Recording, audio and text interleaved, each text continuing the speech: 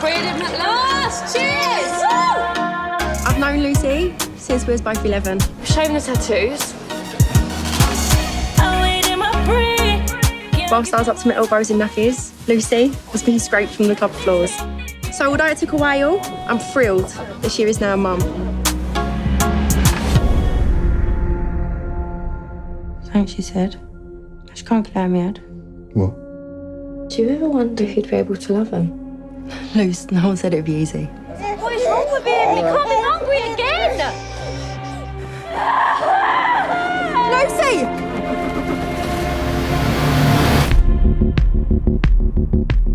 Do you feel okay to talk about what happened?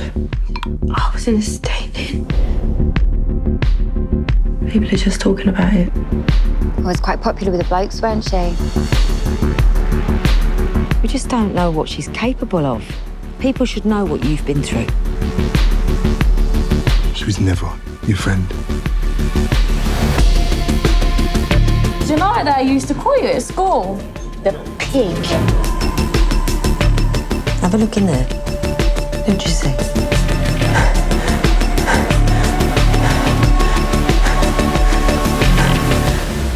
I see a decent person.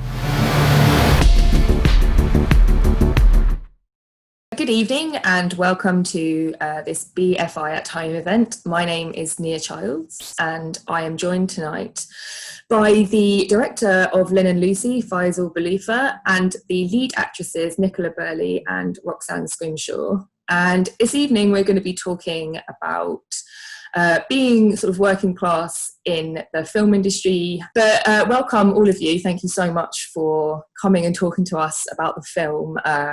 And it's so great to be able to talk about it when it's had such brilliant reviews kind of across the board, which is wonderful and makes this conversation so much easier. I guess I'd just like to start off actually maybe speaking with you a bit, Fyzal. So in the context actually of not just this film but your other work as well, I found a really great quote from you that you said where, you know, your films are kind of quite a lot about the violence of being seen, which I think is really interesting, particularly in this film as well. And I guess it would be cool if you could kind of like elaborate on that a little bit within the context of Lynn and Lucy. Sure. Yeah, it's a hard one because I think as a filmmaker, the way that I visualize it or imagine it is that I'm slowly working out what my films are about, and with each one, I understand more. If you see what I mean. And I think with there's definitely kind of this recurring theme of the individual versus the group. And in Lynn Lucy, I was, I suppose, more interested in the way that joining that group or joining any group or finding an identity has something necessarily violent about it. And this was the thing that excited me. So I think that it's the unexpected aspect of the film in a way. It's kind of, you know, like maybe it would have been more obvious and more familiar to have Lucy as the main character. And I think that the fact that Lynn's the main character is kind of what gives it something fresh. Yeah, no, I completely agree. And I think, yeah, while you're sort of mentioning identity, like obviously we're talking about identity today, and sort of coming from a working class background, I know we were having a conversation before about how difficult it can be to align yourself in that way, particularly if your life has changed, how it was. And I just wondered if you kind of, how you feel about that label or not. Yeah, like I think it's such a complicated area for me. Like, so like my origin is North African, and I think it's kind of easier for people to kind of think of me in those terms. I'm also gay, and I think it's easier for people to think of me in those terms. And I think the issue of class is kind of the hardest one to talk about. And like with this film, I think there is this, like, the film has had its champions from the beginning, but there has been this kind of reaction to the film, like, oh, we didn't expect that from you. oh, like why did he make a film about two white women in this place? And I think that this kind of slightly weird kind of reaction where it's like, oh, like why didn't you make a film about someone who's exactly like you, like gay, second generation, like this kind of thing? Like, I think it's interesting that comes more from kind of the industry, whereas like a lot of the reaction from friends of mine, filmmakers, and often from like ethnic minority backgrounds or immigrant backgrounds, have had a very different reaction, and they've said to me, "Oh, that's you know what? That's really cool that you've done that. You kind of made a film that is in some sense about England, and it makes you, and it begs the question, like, who can make a film about England, and like, should you this idea that like you should stick to what you know, I think is complicated, you know." Although I think also, you know, obviously being from that background does kind of inform your knowledge of of course things, you know? But I think this is exactly what people don't necessarily see, right? So it's like they think that, like, but I think it's also this idea of like what working class means, because I think when we talk about working class, what often we really mean, or what we hear, is white working class. And the reality is that I grew up in a very white working class background. I grew up in Leicester, which is like very ethnically mixed, but the reality of being there was that it was very segregated. And I grew up in a very white working class neighborhood, which resembles the one in the film very much. I guess the complications of like the whole diversity conversation, there's almost like an expectation that you're gonna pick your tribe, and that's what you're gonna, you know, you're gonna that's what you're gonna do, and that's what you care about, and that's what you're gonna fight for. And like for me, it's more, it's I don't know what that tribe is. Like there's so many options in a way. I haven't made that decision yet, so I find it weird. Like, you know, I'm still working it out, so I find it weird that there's people sometimes, not all the time, but there's people in the industry who seem to know before me. Like, now, sort of with that, I guess I just wanted to know, like, and you know, I think there's a massive difference between someone from a working class background making a film in this way to somebody who isn't. So when you're writing and when you went to sort of construct this film, like aesthetically, what it looks like, as much as how the characters dress and what they're saying and everything, how did you kind of ensure that you were avoiding certain stereotypes about working, like you weren't reinforcing certain stereotypes about honestly, I think it's a real balancing act, and I try to be guided by the principle. It sounds a bit like, but I try to be guided by the principle of truth, like things that seem true to me, and not whether they're good or bad, or, you know, for me, it's not about the judgment. It's about kind of accuracy and finding the detail that is both truthful but also, you know, helps you in your kind of construction, like because it's a fiction ultimately, and that kind of the, and I suppose, you know, there were certain things I felt were kind of become like cliches that I knew that I wanted to avoid, especially aesthetically, like, you know, you have often, like, if it's about the working classes, like, it's like very often there's this like default to a kind of like this like grey, browny, green like palette, like, kind of these like slightly dirty walls, like, and it's just like this very heavy atmosphere. And actually, you know, when we you know, like when you look at actually working class people's lives, like there's a lot of colour, like there's a lot of, and it's also the colour is very literally the kind of like mass-produced kind of cheap objects, like they're colourful actually very often, and people's houses are often very, very clean, and so, and you know, we wanted to in this kind of sort of slightly suburban kind of environment anyway that we were looking at, so I think the the idea of colour was very interesting to me. So we kind of set, we had this kind of like quite austere look where there's a lot of empty space, but kind of broken up with this bright colour. And we felt that that was kind of a fresher way to represent that work. Sure. And actually, I agree that this idea that working class people don't clean their houses is a trope that I see time and time again. And I'm just like, find it very odd. Yeah, I also wanted to ask, obviously you streetcast Roxanne, so I guess I wanted to ask, first of all, why you sort of decided to go down that route, and also kind of similar to what I've asked before, how did you make sure that when you were casting, you know, I'm sure that you want an authenticity, but how do you make sure that you're not stereotyping in that way when you're casting as well? Yeah.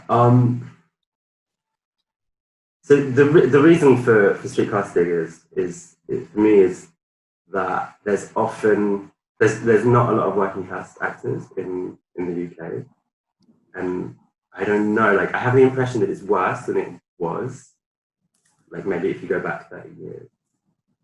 And so I was aware, and I worked with non-professional actors on my short films, but with this film, like it wasn't obvious from the beginning because it's like a dramatic story. It has these big emotions. The characters are a bit older because like usually like street casting is used in cinema for younger characters, the children or adolescent characters. And these characters pop up, they're adults, they're grown up, which tends to be, I think, makes producers more nervous when you talk about street casting versus giving a street cast a child or a young teenager. That kind of, it's kind of the convention. You know, people need the opportunity to show their talent, you know, and they need the time and they need someone who believes in them. And it's kind of, when you streetcast, you're making that happen in a way. You're making something happen that you know it's very clear that wouldn't have an outlet otherwise.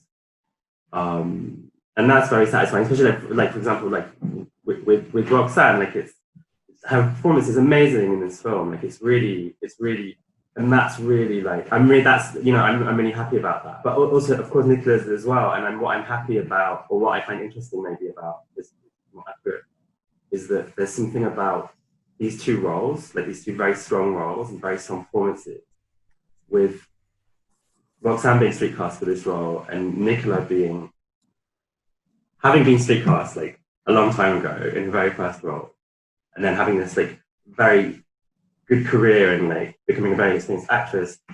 It really makes a case for a different way of working, and a different way that people can come into the industry, and it makes a case for actually life experience being important in acting as well. So I'm kind of, it's a really difficult process to go through, but in the end, it's you know, I'm really happy that the film represents that. Fantastic. And yeah, actually, I sort of want to speak to both of you a bit about your experiences, but maybe Roxanne first, you can kind of talk us through the actual process of street casting and kind of how it came about for you, what made you want to apply and that sort of thing. Oh, I see the ad originally on Facebook, so that's where my life was previous to any of this, just sitting on bed looking through Facebook. I don't know what everyone else is going through. But yeah, then when I first see the ad, I was like, oh, it's a bit scammy, because you just don't trust things. Like, it's probably someone trying to get your email address. They can spam you with loads of stuff and then they're going to get paid for it. But then I see it in the newspaper, and then my mum sent it to me, and I was like, okay, let me try it. So I sent off my pictures and everything, but based on what I'd known at that point, I didn't even know it was something as big as what it's become. I honestly thought it was something like maybe like a little YouTube commercial, or even maybe on my way up there, my dad was like, don't take your clothes off. So like, we had no idea that it would even be something like this, just maybe something small if they're looking for people like us. And then going through the casting process, I was oblivious that it was even casting, because from what I knew about casting was what you see on TV. There's like loads of people in a room, everyone goes in, they have a turn, and then they pick the best one out. And so when I got there and I was just met by Daisy, who's Camilla Bray, she's the production person, her assistant, because she was so much like me, it was just like, she made me feel so calm and normal. So by the time I actually got into Fyzal, like I was just going in for a chat. And so it was just me chatting to Fyzal and Taina, and Lara was there, and it was weird because I didn't realise at that point I was cast in. And then when I left, I sort of had the mentality, well, if I'm what they're looking for, they'll call me back. If they're not, then I've got a day out of it. And then, yeah, the rest of it just sort of went on like that. And then as we got further and further into the casting, maybe then they'd show me a script or like try and read a couple of lines. And then eventually we got to meet Nichola, and she brought in a bottle of wine and got drunk. And I genuinely thought they was trying to trick me, because she offered me some of the drink. You remember when she offered me some of the drink? I was like, I don't remember that. I remember her bringing it in, but I'm not sure if I. Yeah, she was drinking the wine, and then she offered me some, and I'm looking around thinking, no, this is a trick. They're gonna see like if I'm gonna drink on set or something like that. And so I was like, no, like I'm alright, thanks. But yeah, like the whole process, I didn't quite understand. I guess I was more naive about what was going on, and I think that worked out good for me. And how did you feel about acting? Like, how did you feel about coming into a room? Because I'm so impressed by people who can do that, like people who've never done it before. Because like, that idea fills me with dread. Like, it terrifies me. So I'm really curious about that experience. I think what you said before about giving people the opportunities and life experiences, because I've been through so many different job roles in my adult life, I've learned, rather than going in somewhere and being me, like let's just say tomorrow I applied for, I don't know, ASDA or SAG again, and I went in and got a job. I'd go in there, I'd meet the team who I'd be working with, or like I'd look at the environment that I'm working in, and rather than being Roxanne, I would make myself fit into what's already going on, just so I can blend in and get on with the job. And like, I know it's just, I'm then part of their team rather than making them have to adjust for me. And Nichola, obviously you weren't street cast for this film, but you were previously. That's kind of how you got into acting. Like, does that sound quite similar to how your experience? How long ago was that? Was it sort of 18 years, I think. Oh wow! Okay. So fairly similar, but I was still at school. So I was just about to finish high school and start my A-levels, and I went to a performing arts high school, but not with the intention of being an actor. I always wanted to dance, contemporary, so that's what I'd always sort of worked towards. And I wanted to do that. That's what my mum trained in when she was younger, so it just kind of, you know, my mum was sort of like, this was my dream, it didn't quite work out for me, you're going to do it. And I absolutely loved it. And I remember for that role, David Shaw was casting for Dominic Savage and came in to school, and certain students were chosen by the teachers. And there was this long line outside of one of the drama studios, and very quickly became apparent that they were asking, what's the worst thing you've ever done? Now, I was never like naughty, but I'm always quite rebellious, even still. I just like, I will never do something just because somebody wants me to. It always has to be true to me. And even if that's wrong, you learn from your mistakes. That's perhaps a very stubborn and naive attitude, but that's just what I'm like. And all of these girls were making up things that I'm going to tell them I stole a bus ticket. And I was sat there thinking, oh my gosh, you're so pathetic. And that day I'd not done my hair. So I used to do all my baby hairs and everything, and I'd not done it. And I had a hat on, and David Shaw asked me to take off my hat. And I said, no. And he was like, I can't see your face. I was like, that's not my problem. I'm not taking it off. Because I was really conscious of my forehead. That's where it started for me. And I remember him asking the worst thing I ever did. And I sort of didn't lie, but I was like, I'm not that bad. And he was like, no, what's the worst thing you've done? And they just became intrigued by stories. Like you said, Fyzal, I guess, just meeting very real people. There was no pretense about it. Similar to Roxanne, I didn't know what it was. Didn't know, you know, is it a film? I don't really know. And that I auditioned for a few months. And then again, similarly. So I just turned 17 when, no, I think I was still 16. And they brought my mum into the room and sort of said, look, there is a sex scene in the film. How would you feel about it? And my mum went bonkers. So we was in Beverly Keogh's casting agency, and she was going mental, like, my daughter is not doing the sex scene. Like, who do you think you're talking to? And they were like, no, it's not real. it's not real, and had to talk us through the process, and we quickly understood that it wasn't, and just did the film. And you know, I thought, amazing opportunity, it's never going to happen again. And I went back to study, and it was only when that film came out and people started to watch it that I got like a few agents interested, and that was all so scary, going to these big London agents. And I remember one particular agent showing me lists of all these names, and I recognised every single one, and they came to Leeds, and I was so nervous I fell over in Leeds. I met them at the train station and fell over.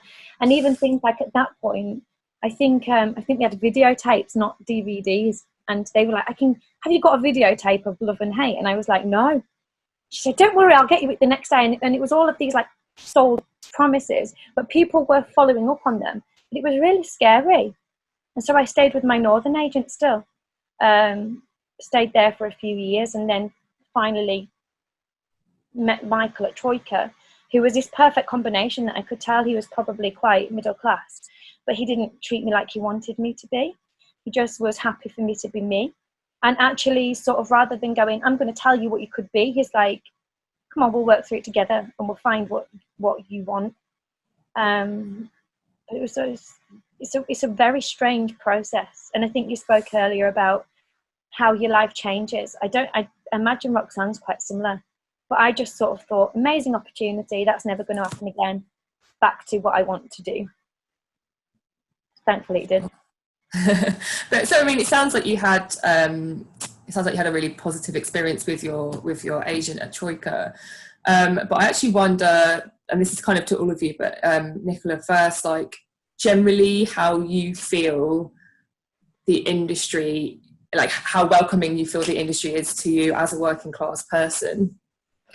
So honestly, when you mentioned this initially, and I've just had to question myself listening to Fyzal, because I'm quite, it's very easy to be defensive, isn't it, when you feel that you have to defend yourself. And so I was honestly, in my mind, no, it's fine, it's the same for everybody. And then I sat there listening to Fyzal thinking, is that true? Or is this me being defensive? Is this me feeling that I have to say that to succeed? And so you've really, in Fyzal's previous response, you've made me think about that. Now, truth be told, I feel like I'm always having to battle to show who I am, if I'm being perfectly honest. Not with Troika, not with anyone else, because they know who I am and how I am, and that's fine. But when you go into certain rooms, there are certain jobs where, and there are certain casting directors where you have to present yourself a certain way. It's like Roxanne going for a job. You have to get on their wavelength, because it's not always, people aren't going to change shows. There is, and it's not particularly casting directors. I think sometimes it's a pressure you put on yourself. There is some people I go and meet and I feel like I don't have to worry, I don't have to pretend, don't have to think. And there is other people I go to meet, and I perhaps say this is more directors, where I have to neutralise my accent a bit as soon as I go in. Because if I go in speaking like this and speaking really northern, I'm going for someone who's RP, that transition is going to be understood as lies, where in actual fact that's not true. It's acting, but it could be interpreted as lies and quite fraudulent. And then you get this panic that's sort of like, when, truth be told, the real thing you should always bring to acting, I believe, and people would disagree with this, and I'll tell you why in a moment, but is truth. And if there's no truth there, then you're basically lying and you're basically pretending, and children can do that. And it's not about bringing all of your truth to it, but you have to be prepared to go somewhere, I believe. And if not, you're just pretending, and pretending gets boring really, really quick to you as the actor. And I've done it. Admittedly, I have. I got to a stage where I thought that was what was wanted. For me, I would rather be honest in my acting and never act again. And I genuinely mean this. Fyzal's script, and this, I'm not saying it to blow Fyzal's trumpet, and being completely honest, I hadn't read anything like that ever. I could see the truth on the page. I could then meeting Fyzal, he pushed me, and I like that. I want to be challenged. I want to be pushed. I don't want to be safe in acting, because it means I'm playing something too close to myself. or I'm not having to dig into something. But there's just not enough of that. So I would rather be honest in my acting and be pushed and be challenged than and never act again, honestly. Sure. And I think, you know, truth is really important. I definitely want to touch on that a little bit more. Do you feel, Roxanne, that you've had to sort of behave differently in certain spaces? Because actually it's really interesting you were saying about your kind of tendency to mould into spaces to fit in, which is actually something that Lynn does. So it, you know, it feels like maybe you drew on like a bit of personal experience there as well. But yeah. I have been in certain rooms. I remember I was at a table. I can't remember which one it was, but so everyone was there. We just had a really, really posh dinner. Now that is, wow, I can't deal with the posh food. Like, I've never seen this stuff before in my life, and they almost put it in my mouth. Like, that freaks me out a lot. But yeah, like everyone just finished eating dinner around this big posh table, and I think it might have been the BFAs, the awards. And I'm sitting there, you got me, someone else, then you got Lorne McDonald just sitting like a couple of seats away from me on the same table. And for some reason they was talking about growing facial hair, and Lorne was talking about how he can't get a full beard or moustache or anything. Is that the guy from Beats, right? Yeah. And then out of nowhere I just piped up, I'm like, oh well, my moustache is going in full form if you need any tips. And then after I'm like, oh my god, Rox, why would you announce that at this table? Like the things I come out with, because I've got like, sometimes I've got no limit on my mouth, like it just says stuff. And another time we was filming, we was at a really, really, really beautiful art studio. I think it was at the Mill. And there was this beautiful art on the wall. But for me, like, everyone's sitting there, all these top producers and people that you look around, you know they're from a different world to you. And out of nowhere, I just started giggling. I was like, it looks like the Beatles got their willies out. And then like they just sort of looked at me, and so I think some of the things I had to learn the hard way, but I have now learned, maybe some rooms I go in, just don't be Roxanne like you'd be with your mum and dad. But do you think that's the answer though? Do you think that you should have to not be, you know, I mean, maybe we don't need to talk about willies, sure, but like, do you think that that's the right answer? Do you feel that you should have to change your behaviour? I mean, I don't think I should, but in some settings I've had to. It's like I had a conversation, I'm not going to say who it was with, but once I was sitting there. Now, the way I speak, and I'm like, when I talk or explain things, I use my hands a lot. Like, I'll be like this, like to explain stuff. And I remember once I was having a conversation with somebody. It was me, my boyfriend, and they were sitting over the other side of the table. And I'm explaining something in my hands. And this woman, she jumped back like I was going to beat her up. Like, it was just a discussion. And she sort of threw herself back. I don't know if she wanted to make me feel away. But me and my boyfriend were sort of looking at each other like, is she all right? Like, did we just miss something? And so I think maybe, like, for me personally, I can't speak for everyone, but because of my accent or the way I speak, like, sometimes I do have to sort of, like, tone it down, because, like, apparently I can be intimidating to people, and I don't understand why. Like, I'm just me. I've got 1,000 bunnies running around my house, like a dog, a cat. I'm actually so, like, calm and normal, and most of the things I'm like, whatever, like, I can't be bothered to deal with it. I'll just ignore, like, so many issues and stuff, because it takes too much energy. Yeah, and I think we were sort of talking before, and I'd like to kind of get everybody's kind of idea on this. Maybe we'll start with you, Nichola.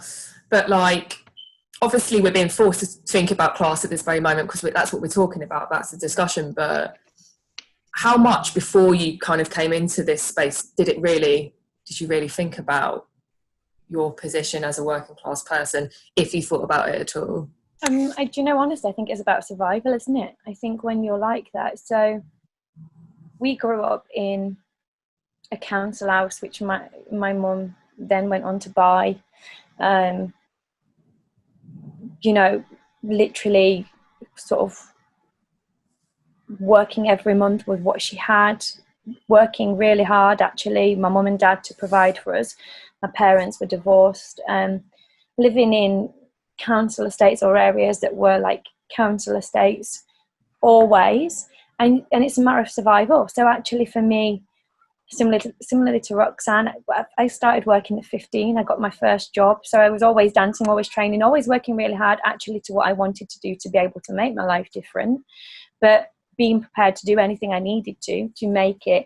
And it wasn't about being middle class. It wasn't about aiming for class. The one thing I perhaps didn't think about was class, but the one thing I did think about is opportunity. I've always thought about opportunity because I believe there's opportunity in anything. So I worked a Saturday job. I got offered a scholarship from Northern Ballet at 15 and declined it, and instead decided to work that summer so I could get more money, because I didn't want to rely on my mum and my dad who were working so hard. And it was always about just sort of, money was the thing that could make the difference. That's what I knew, that's what I understood. And I didn't think at that point, I guess I really didn't know what middle class was. To me, you were normal or you were posh, and there was no in between. And we've always had people around us that I would have said were posh, always, but we weren't. And now the oddest thing is, and I find this crazy, is that people who I went to school with now think I'm one of the posh ones. And I don't see that. I'm still like, I actually feel embarrassed.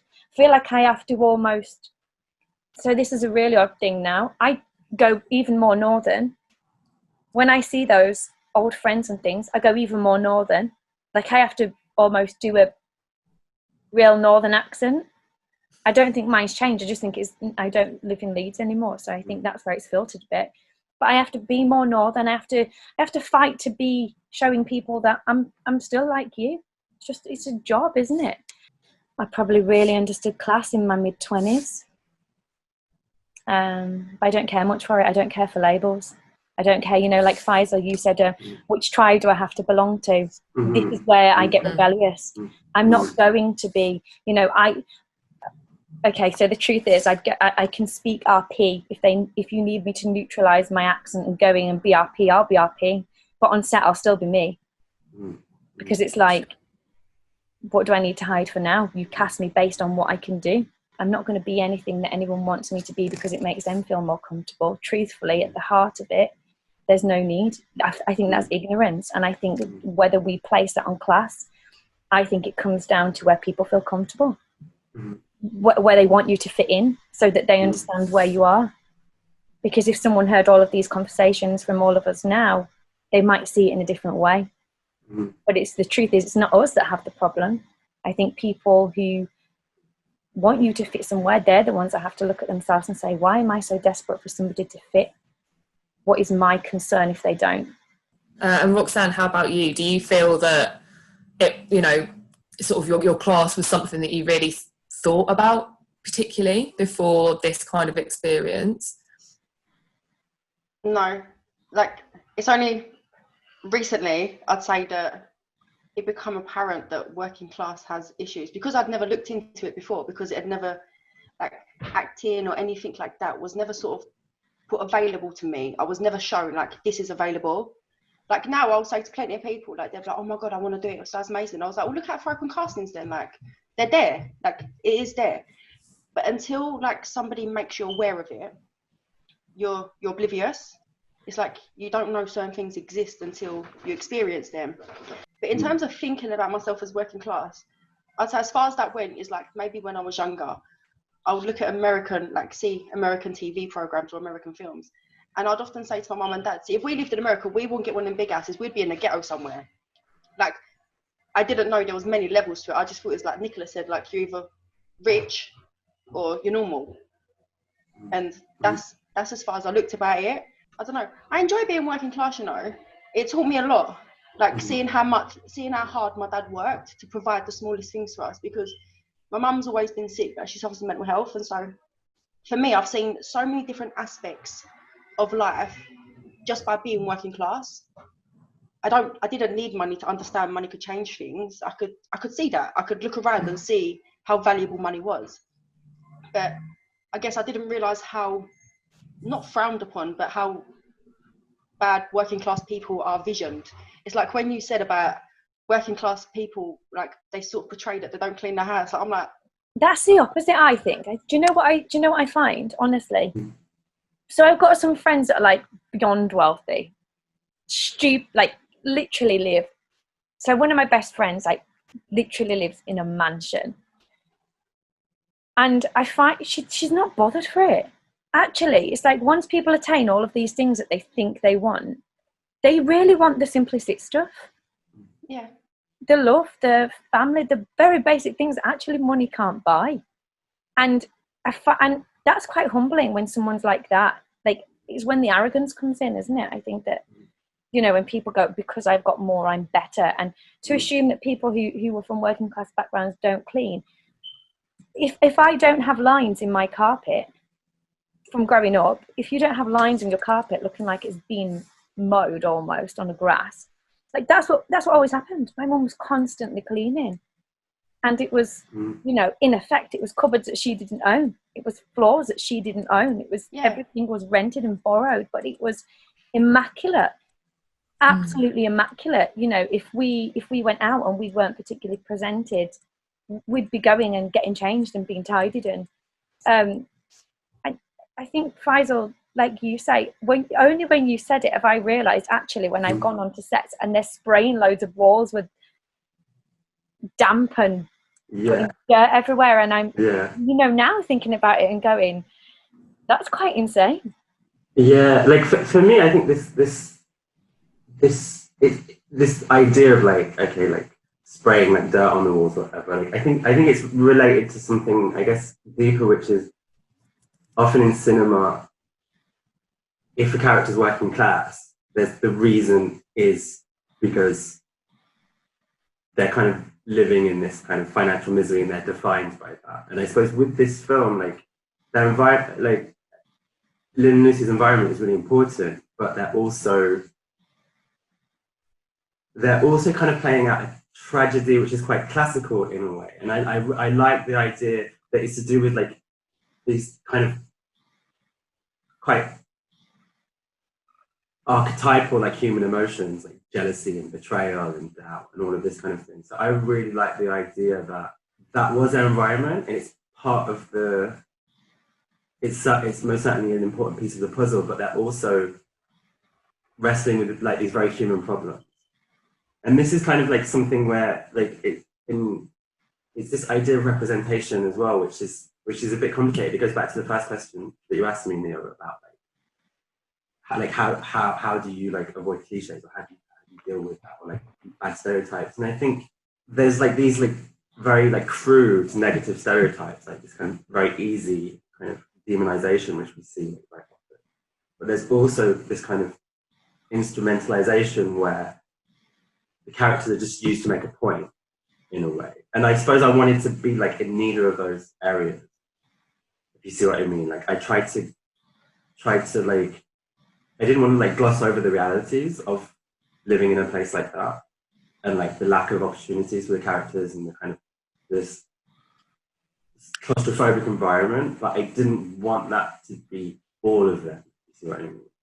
I'm aware that we're running over quite a bit, but I think we've got time for a couple of more questions, and we haven't really talked about the film very much, and I definitely want to get that in. So actually, my question is to Roxanne and Nichola again.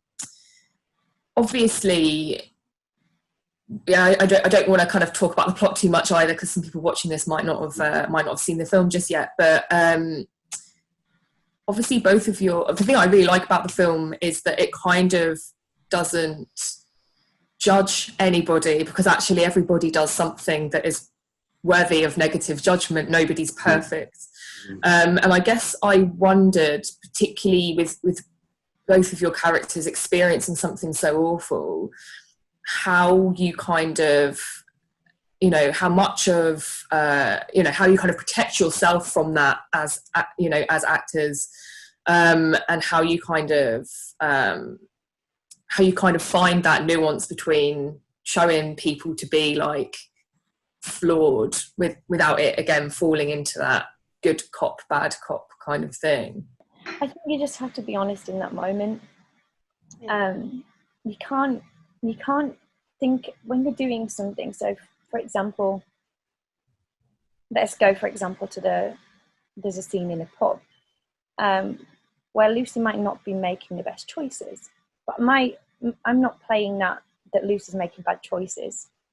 I just have to know where she's been from and where she's at now. And if you're true there, because, you know, in real life, you don't know the future. You know, just us, we don't have a script for tomorrow's story day. We don't have any of that. So the only thing you know is where you've been and where you're at. And you can only be true in that moment. And I don't feel, and perhaps this is me being very naive, because I know there is some people out there that obviously have very different mindsets, but I don't believe people do things just to be bad. Everything we know and every way that we act comes from history, experience, understanding. And so that's all that we go off. I don't think when people make choices that others might think are bad, I'm always intrigued to know, but where did that come from? There's a reason for it. I don't choose to believe that people are just horrible people or just make really terrible choices. And this was one of the biggest things, understanding the whole script. That's what I knew. That's what I understood very quickly. That Fyzal wasn't just pointing the blame. They make wrong choices and they're driven by circumstance. But that's the important thing. They're driven by circumstance. Even I, being in the film, I really feel for both of them. I really feel for both of them. And I hope it makes people try and understand their perception. Roxanne? I can't really put it any better than Nichola did. I mean, in a lot of the scenes, it was a case of I knew where Lynn had been. I knew what she had gone through already. But because I hadn't had the script, I didn't know what was coming the next day. So I couldn't prejudge Lynn. I think that's the reason why, one of the reasons why Fyzal didn't give me the script. Yeah, because exactly. I wouldn't know how to handle that sort of information because I'd never seen it before. But all I knew in a lot of them is this is what's happened. This is how she's reacting. So a lot of the information I probably wouldn't even get that much in advance either. Like sometimes it was just before we go onto set or just before we do a take, or maybe if it's a big scene just before lunch, I might know what's coming after. And so I wouldn't have the time to overthink. I couldn't plan it, so to speak. Like we might have the lines and I might run the lines or anything, but even that, a lot of it would speak, or when it comes to doing it, it'd be completely different because you're in a different scene, a different setting, like you're in a different mind frame. I could have dramatized it. I could have broke down crying at every scene that I thought might have been emotional, but that wasn't like, that's not what I know. Like being who I am and where I come from, like a lot of things, like even when somebody does a little lie, rather than being so like anti against it, where some people may, or like lies are bad and this and that, for me it was a case of you just protect. Like when it comes, I don't want to start giving away things, so I'm just gonna like beat around the bush with it. When it comes to like certain things, your instinct is to protect those who you love and who are close to you, and it doesn't matter the consequences. I can't imagine, honestly, an actress playing Lynn, because the relationship's so complex. Like I actually don't think it perhaps would have worked, which sounds so odd because but I see what you mean, and I mean for me, like it's what both of you have just said is really interesting for me, and because it really reminds me of like what my thought process was in the casting, and also why I made the decisions I did, and that was because I felt with both of you that you weren't going to judge the character, and the more I hear you speak, the more the more that the film it's kind of out there now and it has its life. I really realized how important that was, that there wasn't this implicit judgment either in the film or in the performances. And I think like both Roxanne and Nichola are kind of very open-minded people. Like there wasn't this kind of like hysterical reactions to these characters, even though they're both quite dark in some way. Well, thank you so much, all of you, for joining us. I hope that those of you watching have enjoyed the conversation. If you've not managed to catch the film yet, you can catch it on BFI Player. And doing so means that you're supporting independent film. So please, let's give a round of applause virtually to our talent. Thanks so much. thank you. Thank you. Thank you for having us.